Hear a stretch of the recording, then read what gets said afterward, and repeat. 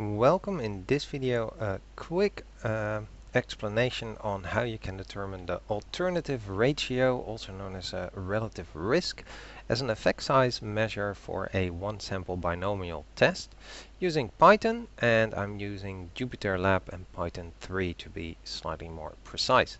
This video will mainly be about how to calculate it, not if you should, and what the alternatives and how those might go. For that, you can check out my website. The link is in the description below. So the alternative ratio is simply put the proportion from the sample and divided over the expected proportion. So let's load an example. I'll be using pandas to load my data in. So I need to import pandas. You could do a pip install pandas if you've never used pandas before. And then I load my data with the pandas read CSV file. It's a CSV file which using as a separator the semicolon, so that's why this sep is there. And now I have my data. I'm going to be using gender as an example because that was binary in this data set.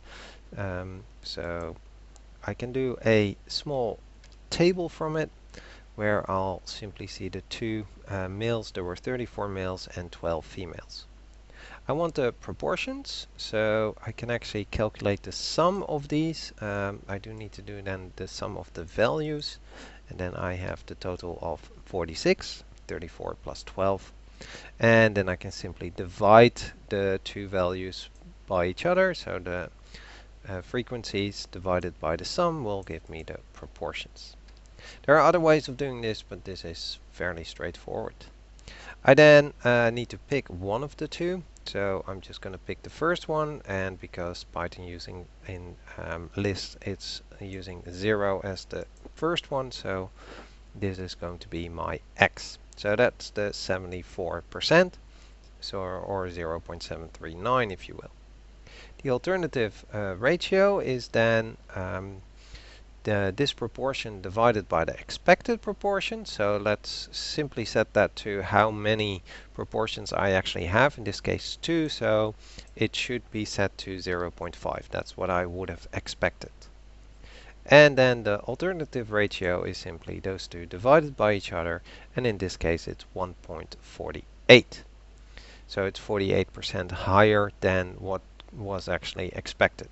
Because if the two would have been the same, then this would have equaled 1, and this is 48% or 0.48 above it. We could actually do the same for the other one, so the other category, the females, and that turns out to be 0.52. So if you would see that that's 1 minus 0.52 would give you that 48 again. If you really want, you can make your own Python function like I did here. Define the function alternative ratio as input the data, and from which field we actually want to determine the alternative ratio. So then it first creates the frequencies, it sums them up, it then determines the proportions, it then sets the expected proportion, and then it will simply loop over all of them and show you the alternative ratio for each. Sorry, field is therefore not which field you want to know, but you have an entire data file, and then from which field you want that alternative ratio.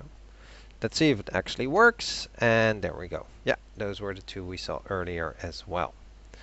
Okay, and that's how you can determine a alternative ratio using Python.